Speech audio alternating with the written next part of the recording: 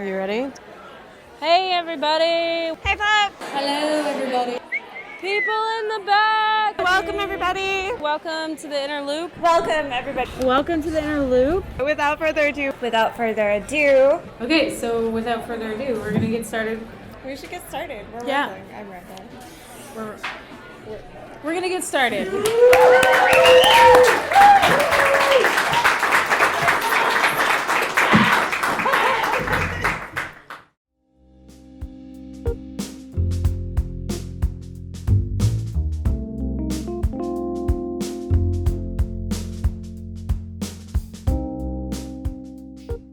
Welcome to the Inner Loop Radio. I'm Rachel Kuntz. And I'm Courtney Sexton. We're here In the flesh. Thank you for joining us.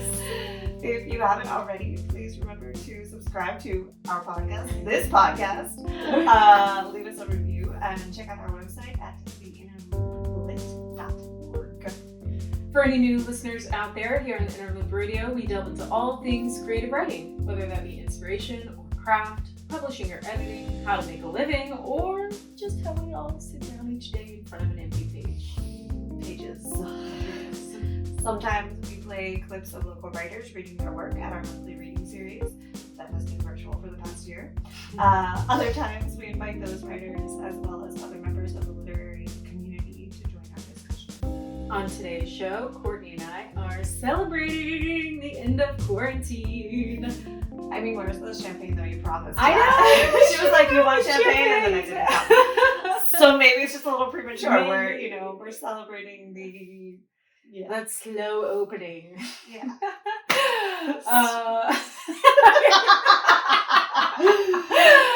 Yeah, but here we are, all vexed up, face to face, for the first time in an entire year. We've really missed each other. Yeah, it's really And I'm straight up giddy. I've been like super giddy the last few days, seeing real people in real life. yeah, I mean, like, you're usually the one who's like, give me my space. I know, I don't want to see people. No, I mean, it's great. We're not all going out, willy-nilly just yet. We have to take precautions. I know. I kind of want to like go out on the town, but I'm not allowed yet. Right? Yeah. I mean, there's a lot that needs to be figured out so far, but we're getting. There is We're progress. getting there, and There's we can see the and we light can see at each the end of other. the tunnel. It's exciting. It's We're vaxxed. happening. We're all fully vaxxed. Not all. I mean, we are. That's why we're here in front of each other. Okay. Yeah, Courtney and I are backed up. We're safe. So anyway, I thought. Are you safe? Are we safe? I thought we would talk about how we all made it through this crazy year. In terms of writing. So, did you curl up in a little ball and tell your best friend to wake you up when it was over? A little bit, maybe. Kind of. Did you binge watch Tiger King and take 3 hot baths a day like me? I know you took the 3 hot baths, and I'm pro that, but like I had a hardcore no What? on the Tiger King. What? Okay, we I need could to not talk about support this that shit after the show. No. That is so many I'm gonna things that I turn you. can't even begin. Can't even begin. Or was it just a crazy whirlwind of balancing work and childcare, self-care, romance, maybe? Could you squeeze romance in? What? No, none of us did. Sometimes attempting to do all at once, which is always awkward. Was writing even Hey an baby, option? want a baby? Got a baby? Let's make a baby. But you totally heard about how people were like, carrying out the whole thing. Yeah. whole thing. So how about you, Court? How did your quarantine writing go? Did it go? Was it there? My life, like many people's, came to like a full stop, and it had been kind of going in an unsustainably insane Super way fast? prior to, with very little Courtney's time a multi for writing multitasker to the space. max. So, one of the only things that was kind of left for me was writing. But it was obviously, maybe not obviously, for me it was hard to be motivated, especially in the beginning when kind of trying to wrap our heads around everything. Mm-hmm. I know, I ran into another writer and I was like, we were talking about our experiences and we were both like, I don't know what I would have done if I didn't have writing. Yeah. Like, I would have lost my mind if I couldn't turn to writing and I couldn't also see people. Mm-hmm. I mean, I would have remodeled the whole house. I would have, Which is not the worst, but Yeah, no, I felt also very fortunate that a couple of the outlets that I write for were able to get some of those small business loans and hire me to do some writing for work. So that was a double benefit because a lot of my other work was no longer existed. So, but it was challenging, you know, like with some of the stuff, it was like, I'm writing about cocktail recipes. Gives a fuck about cocktail recipes when the world's burning down. The world's ending. Right. I mean, I think it was like that on big projects too. Like Yeah. I personally was working on my book that I've been working on for 10 years, and I actually like was consistently working on it every day, but it was also hard each day to sit down and be like, somebody cares about, you know, my life, my this big life. crazy world. Yes. Or one day they will. But yeah, it felt very paltry in comparison to everything that was going on this year, not just the quarantine, but the Black Lives Matter movement. And, totally. You know, the presidency change up, and everything just felt so intense all the time. It was like, why am I even writing about anything? Or what do I write about? Like where does my voice fit in? Does it fit in? Yeah. How? Why? The big question. Where?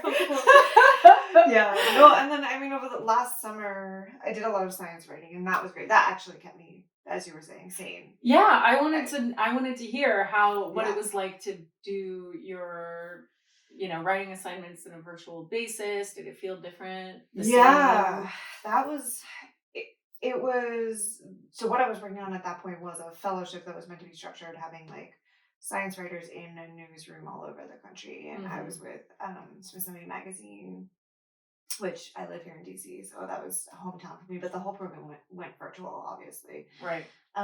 So we didn't have the camaraderie, which I think is what I think everyone lost in, you know, the work from home thing. You didn't have that spitballing of ideas or shooting the shit with editors or the kind of face-to-face little things that inspire, like, oh yeah, there's the thread through that story. I hadn't thought about that. So totally.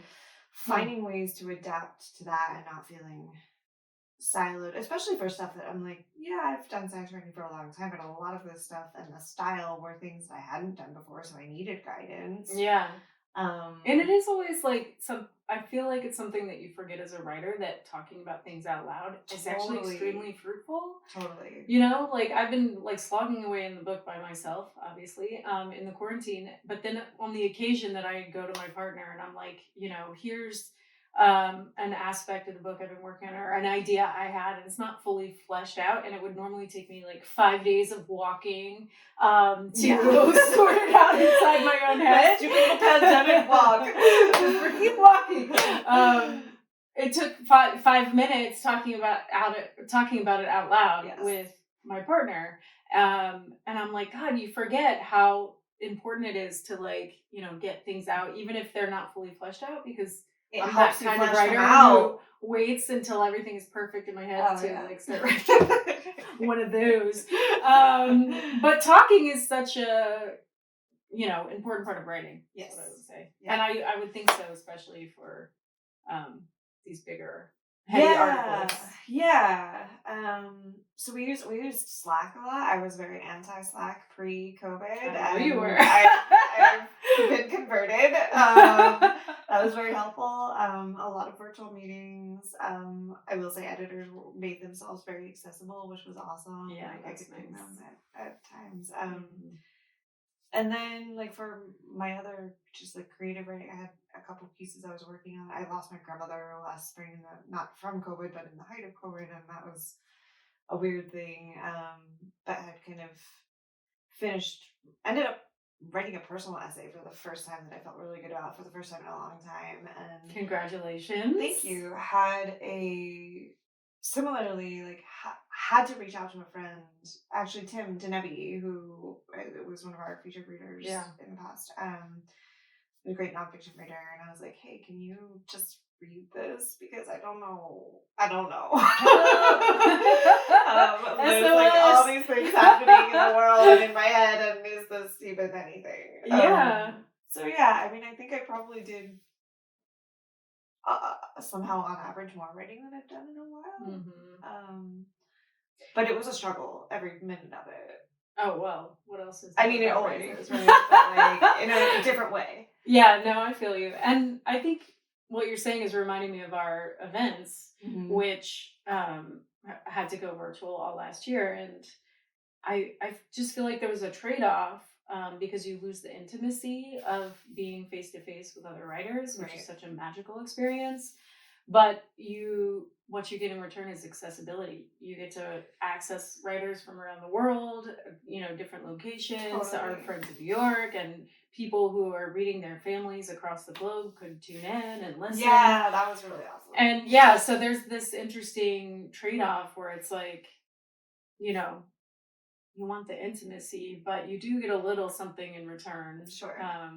And that's what you were saying was reminding me of that, because you have access to editors, you can jump on Slack, you get more sort of access to different people that you might not have been able to get face-to-face time had you been in person. Absolutely. And I feel like people were like remarkably, we were all, or not maybe not all, but like we were craving those moments, and so we were making the space for them in ways that we hadn't before, where we would, I think, take advantage of like, oh, I can see them anytime, I can talk, like whatever. Yeah.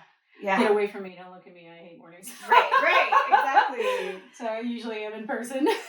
No, for sure. I found that in the academic community too, like it was a similar, a parallel, but I started connecting with people in my field all over the world, and like just like people were really open to just being like, oh yeah, I just randomly sent you a tweet, and they were like, hey, what are you working on? And then I end up like FaceTiming with someone. Isn't it ironic like that we don't have like it requires having being so far away from people to realize like how special it is. Absolutely. Just human interaction and the fact that we share things with people. Yeah.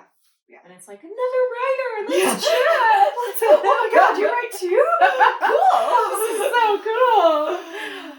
Well, anyway, Courtney and I aren't the only writers who had to figure out how to write through a pandemic. And during the last season of the Interlude Radio, we were very honored to have a lot of writers from our community come on the show and talk firsthand about how they stayed inspired. More on that in a moment. Stay tuned.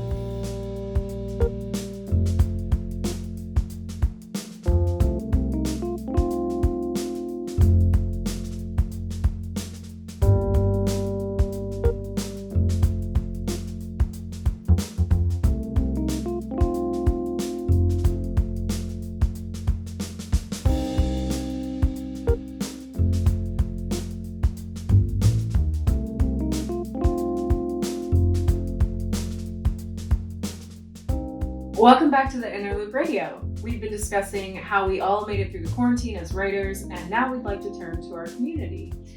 In 2020, we had the privilege of having 20 different writers from the community do podcast takeovers right here on Interlude Radio to share how they were staying inspired during all of the madness and unrest, etc. of quarantine world. And it really was magical. The episodes that came out of that were so beautiful and intimate, and it was inspiring to feel like we weren't alone in the struggle. Yeah, absolutely. And you can catch that entire series on soundcloud.com/theinterlude. But for now, we are going to share a few of our favorite moments from the series and chat about them. Let's start with poet Jose Padua, who gives us a glimpse into his home life and his writing life and shows us how the two can work off each other. I work at home, as do a lot of us lately, though I've been working at home now for the past 13 years. Nowadays, with the pandemic, my wife is working at home too, and my kids are here as well, doing school online. They usually wake up a little earlier than me, and by the time I've made my way to the kitchen, my wife and teenage daughter have had their coffee, and my 9-year-old son has had his cereal or pancakes or whatever my wife can manage to get him to eat for breakfast. What gets me into the kitchen after them is my obsessive-compulsive need to rid the sink of dirty dishes before I can retrieve a clean coffee cup. As I wash the morning dishes, my mind begins to open up. It begins to take me places. One recent morning, I wondered what my poets' friends' names would be if they weren't poets but professional wrestlers instead. Then, another day, as I wiped the residue of eggs off of a frying pan, I thought about Franz Kafka, especially his classic novella, The Metamorphosis, in which the protagonist, Gregor Samsa, wakes up one morning to find himself transformed into a giant insect.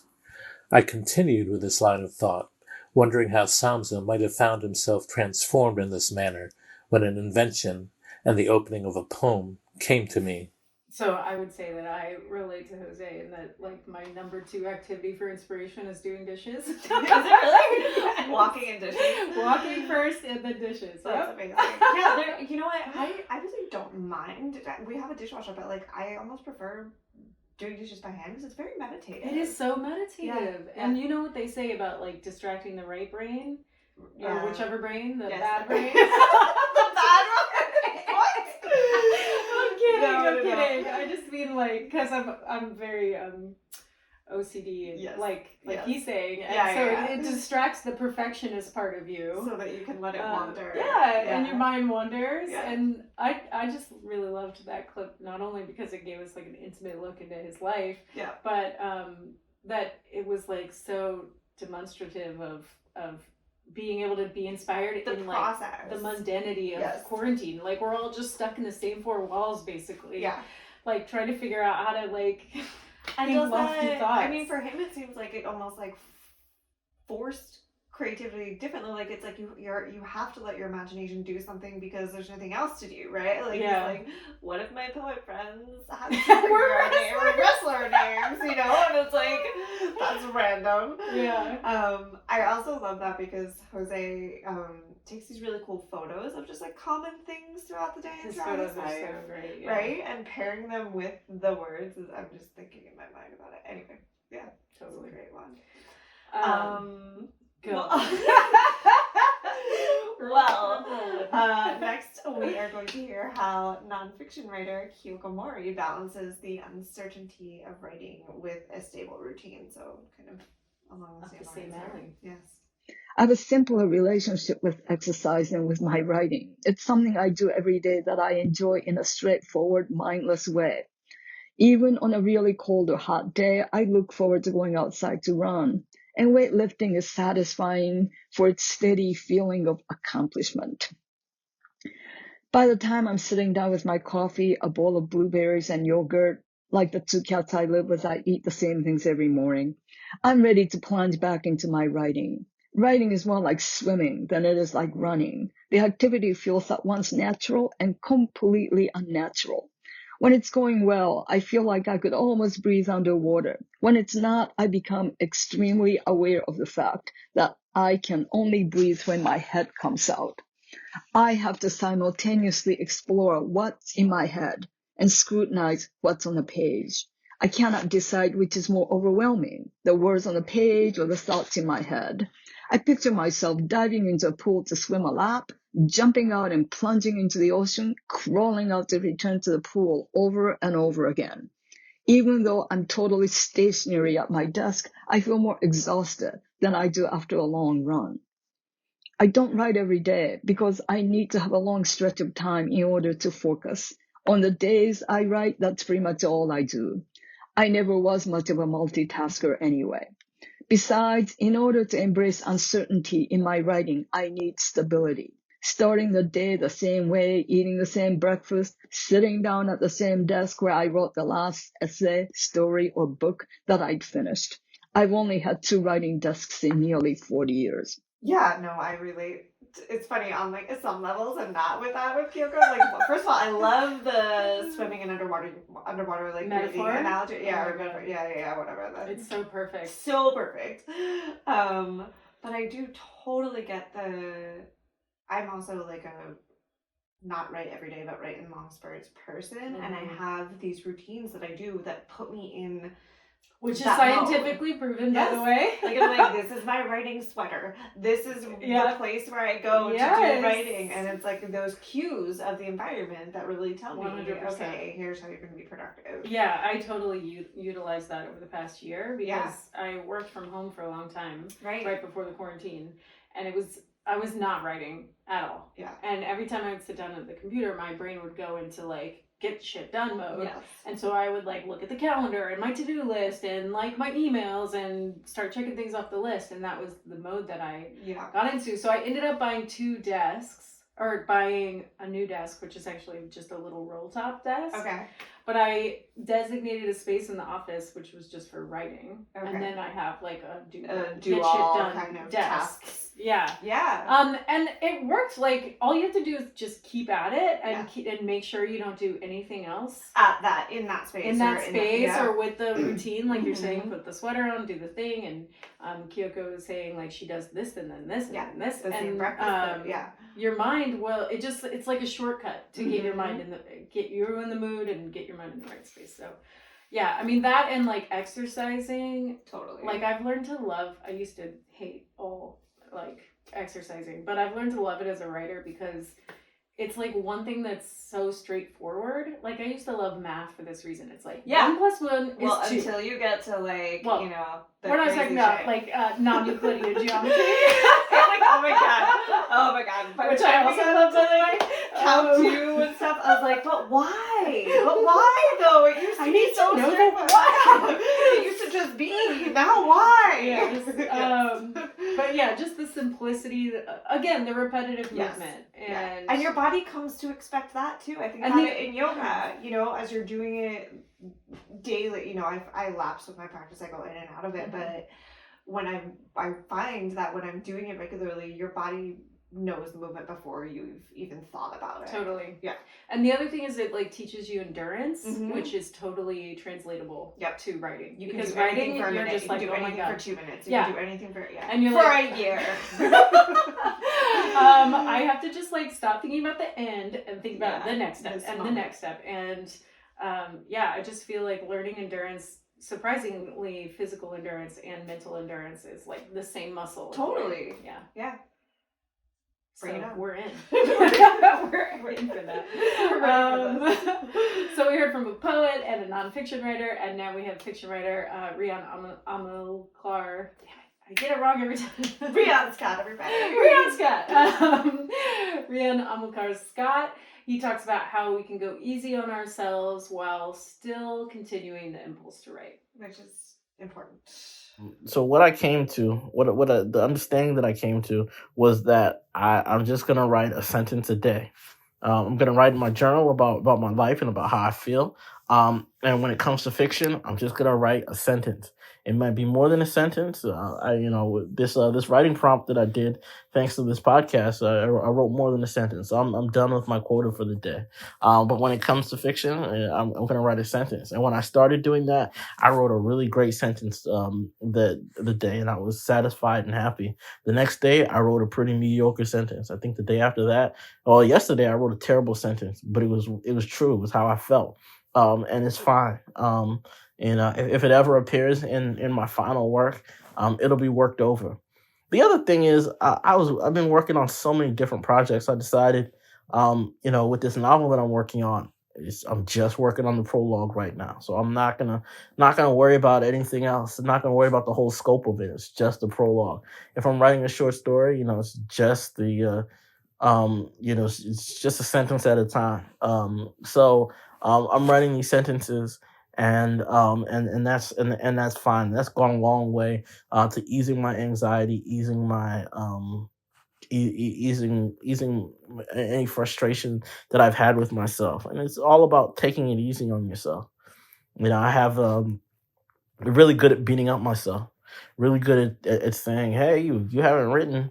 What's wrong with you?" The whole idea that you need to write every single day is not it's not realistic. No one writes every single day, but it's also just not it's not sustainable. It's a very mercenary sort of capitalistic way to look at this writing thing, which to me is the closest thing to a spiritual journey that I'm gonna have. I love that he likens writing to a spiritual journey.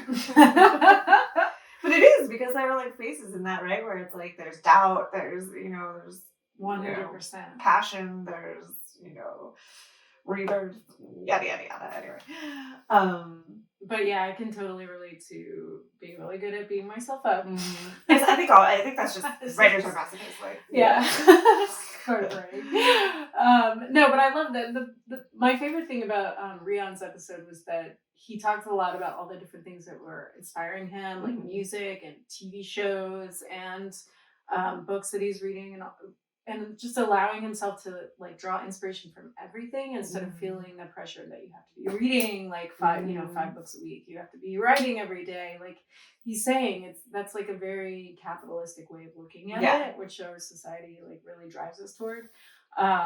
But it's much more like the steeping and the percolating and all of the like absorption of things is a big part of the process that I think gets the short end of the stick a lot. It's a short end of the stick. I love too that he's like breaks it down and makes it, put it into pieces that are attainable, right? If you think about the whole piece that you're working on, of course you're gonna melt in anxiety, right? But if you're like, if I write literally 2 words today, I did something. And that I can mark. Yeah. And if you write a sentence a day, that's 365 sentences. Don't even quantify it. No, but I love it because it's like you can take good care of yourself, but not like lose the thread. Yes. Which I feel I've done before in my writing life. Like I've lost the writing thread. Sure. And then there are a lot of missed opportunities. Well, I think because if you can even keep it like fraying, it's okay. But when you lose it and have to start over again from the beginning, that's a lot harder. So to hear more of Jose, Kyoko, Rion, and the rest of our amazing writers from the Quarantine Inspiration Series, check out our episodes from July to December right here on the Interlude Radio. Up next, Rachel and I will try out one of the prompts from the series and then torture you with the results. So stick around.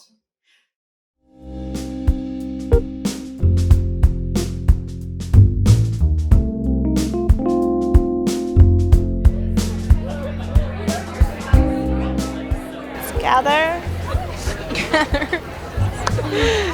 please. If you can gather in. Gather round for the second half. And we're gonna get started. We're gonna get started. We'll get started. We're officially getting started. Not teasing you this time.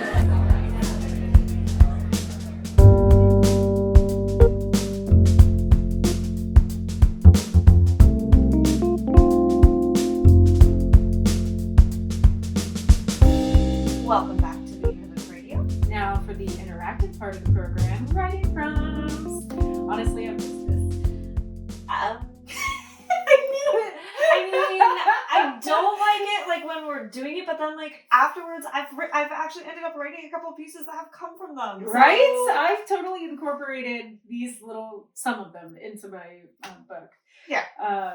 But yeah, I know it's cheesy. It's so cheesy, but I do really love writing prompts. And it's actually through this podcast that I discovered that because I am the kind of writer who'd be like, please, I don't need a stupid that's dumb. But it really like gets me out of my own way. Yes. In a way, it's like again a shortcut to like getting me to just stop like thinking about where is this going, what is this about, what am I trying to say, all the things that like just get in the way of creativity. And you're just like, here's something to write, you have 2 minutes to think about it, now write it. And you can't like obsess, and anytime I can obsess. And it unmuddles things. It just makes I mean, even if some of them I sit here and think for half of our 2 or 5 minutes or whatever, right? But at least it's getting me doing something, right? Yeah. And it's, continuing that impulse to write. I also love it because you never know. Like, I feel like I never know what I'm going to write down. No. I actually end up writing about motherhood a lot, which you do. Which I can't actually do in my writing life. I never write about that. That's funny. Yeah. So it's like this little window into something a little inaccessible still in my conscious brain. You know what? Different but similar. I end up reverting a lot to like memoir-ish stuff when I do these prompts, which is not what I predominantly write in my quote writing life currently either. So so it changes things up. Cool. Change it up. Okay, so the prompt that Courtney and I wrote on just before we started recording the show was from the episode with Art Taylor in the Quarantine Inspiration Series, in which he asks us to use a song as inspiration for a story which I knew Courtney would love. That's true. She's I a big do. music gal. And yeah, I mean, this one I thought was going to be really hard, but I just I went with it. Well, it's funny because I was thinking about some of the pieces you've read to me from your larger project right now recently that do have music incorporated. I actually I I actually had to restrain myself of not just writing down music lyrics to express my teenage self. Well, that was kind of the question I had too. It's are we right? Because I'm not a fiction writer, so it's when we're listening to the song, are we writing a story out of a lyric that we hear, or a feeling, or the that sound, emerges, or sound, or the rhythm? Well, there's or so many whatever. ways you can take it. Exactly. I started, even when I sat down to do this one, I started overthinking it, and then I was I'm just gonna listen and see what comes to mind. And the thing that I wrote seems really tangential, but I have a lot of explainer behind it. Well, my big hurdle with this one was to be oh my god, I can't just pick one song. I know. Courtney was how dare you ask me to pick one song? Also, I don't want people I'm. How do you judge based on? Oh, I'm not articulating it all, but I'm this is the kind of music I listen to. I don't want you to know that don't part judge of my soul. No, it's yeah. So, also, apropos, I was writing in a notebook. You can't see it, but I'm holding it up as if you could. A notebook that's made out of an old record, a Bruce Springsteen record. Hey, that's a classic writer, it is. Artist, yes. Music lover. I don't know. So Courtney and I spent actually 10 minutes. We were supposed to have 5 minutes, but we could stop writing. And we haven't edited these at all, so they're totally raw. Who wants to go? Do you want me to go first this time? I have a lot of scratch outs and things. I was thinking and writing at the same time, but I will happily try to. All right. Can you tell us what song you chose? It's a couple different songs. No, because they come together. So okay, fair, fine. It's a lot of women of the 80s. I was thinking about my mom and those early music influences that I forget about sometimes. I'm talking so who? Gloria Estefan. Okay. Whitney Houston, of course, but Carly Simon. Okay. There were a lot of cleaning day in my house. Always had we had the big old fuzzy stereo speakers, and my mom would blare it throughout. We had this big old house, and it would just echo around. And I was I don't know, I can still hear and see all of that. Anyway, nice. So women of the 80s. I love it. Anyway, okay. When we were setting up our restaurant in either her bedroom or the porch, Rosy Rainbows, if it were the former, Sunflower Cafe, the latter. Julie and I would argue over who was better, Taylor Dane or Gloria Estefan. Julie was the Taylor Dane fan. She liked Gloria okay, but at her house after school, odds were when the cassette clicked, Taylor would urge us to tell it to her heart, tell her she's the only one, from a framed autographed photo on the dresser that watched us as we set up for our customers. Early in the evening, I'd head out across the backyard for home, where my mother would be getting real dinner ready.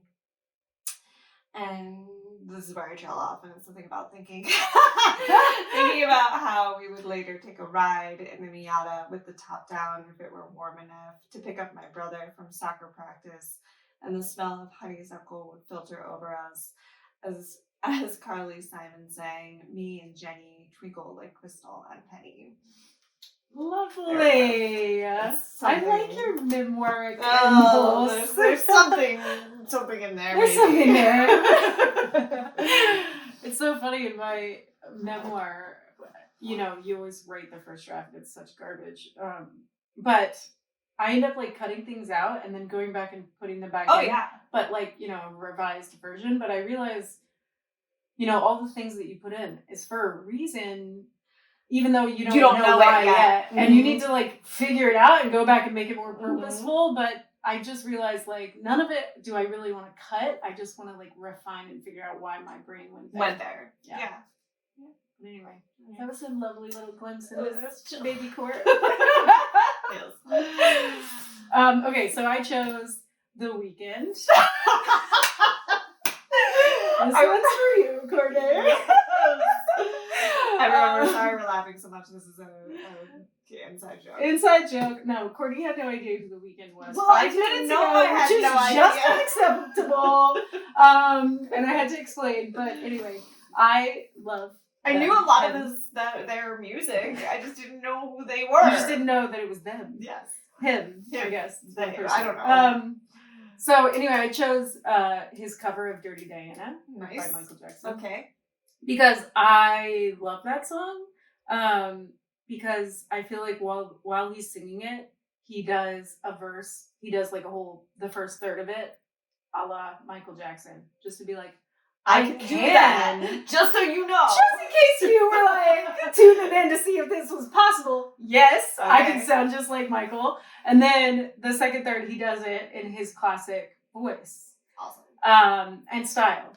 And I think this is the one you played for me. When I think I did. I think I've already like explained this whole rant to you. No, but yeah. So then he's like, I could do it just the way like my hero mentor did it, but here's how I would do it. And it's beautiful. Like I played it for my partner, and he's like, no covers of Dirty Diana because it's like his favorite Michael Jackson song. It's like adulterated version or something. Right. But when I played it for him, he's like, oh.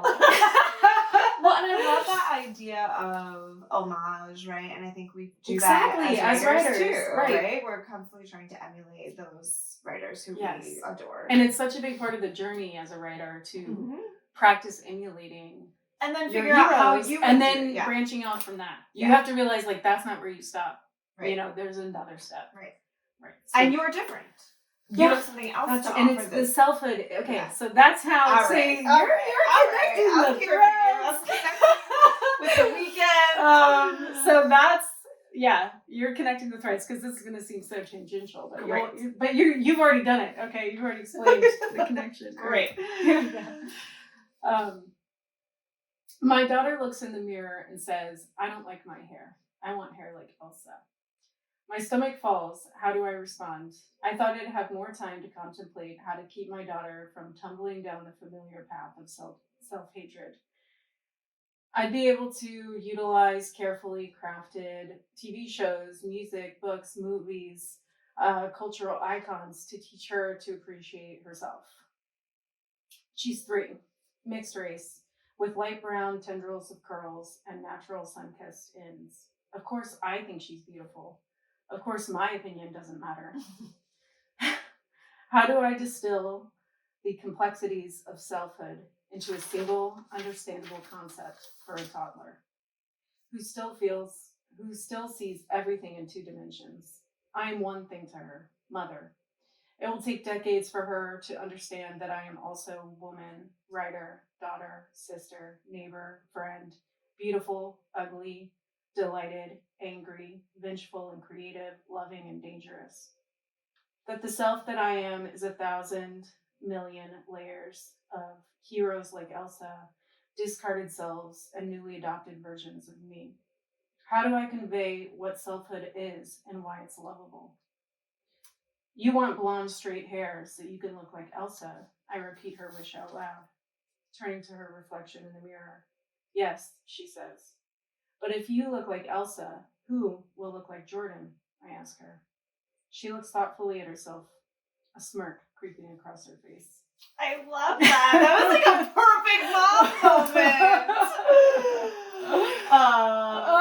It's so That's heartbreaking. so hard.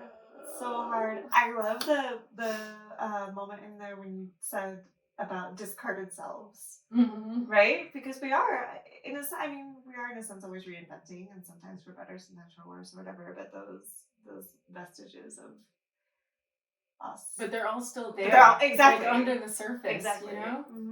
And of course, I've been thinking about that a lot with my memoir. Oh my goodness, yes. This old self that I've been like meditating on for 10 years. Also the idea of like, the binary, you are just one of 2, you are mother and that's it. It's exactly. Like, we're still trying to, even with my, I'm not a mother, but even with my own mother, I don't think there's ever a moment when you're like, oh, you're a human too. You're like, that's an ongoing process, and it's always emerging. There are still new things. My mom is still my best friend, which is, wonderful and terrible and all of these things at once, but like there are still things that I learn about her all of the time, and I'm like, oh, that's right, because You're not just my mom. yeah. Yeah, no, Yeah. that's awesome. Well, that's our show. Stop there. I want to say for all of you, we've been recording here from Rachel's home studio that she created. Yeah, I got rid of all the dirty laundry. It's over there. It's beautiful. And I'm just laughing thinking about a lot of the folks I know who are professional radio and audio producers, and so I think some of the setups they've been showing throughout pandemic of their home studios, like, you know, locked in tiny closets and padding everywhere to soundproof. So we appreciate and respect that effort. And yeah, here we are, live from the living room. Live from the basement. It's, you know. Yeah. I'm so excited for the coming season. Virtual hug. We're gonna real hug later. Yeah. But yeah, and we are gonna have an awesome season. That's right. Did you know that the Interloop has lots of programming for writers in the DC area in addition to our podcast?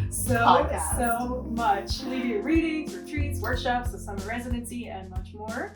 To read all about it, please visit us at theinterlooplit.org, where you can also donate to support us at local literature. You can follow us on Facebook, Instagram, and Twitter. And YouTube. That's right, we have a YouTube channel. Find us at The Interloop Lit. Today's episode was produced by me, Rachel Kuntz. Our theme music is by Andrew Logan, and our technical advisor is James Skinner. Thanks again to all our visiting writers who joined us on the Quarantine Inspiration Series. And if you enjoyed today's episode, shout it from the rooftops! Or sing it, as the case may be. Or better yet, leave us a review. That would be cool. Such as, Courtney and Rachel are like vinegar and baking soda. Explosive! Or like a really good cleaning solution. Yeah, but does it like bubbles over? It's like the volcano recipe? Totally. Okay, maybe not explosive. Maybe like a stab. Like a household cleaner. Getting you spick and span the natural way. If you're super extra clever, we'll read your review on air. That is right. So don't forget to subscribe. Subscribe! Subscribe so you never miss an episode of this. Loveliness. Happy writing, everyone.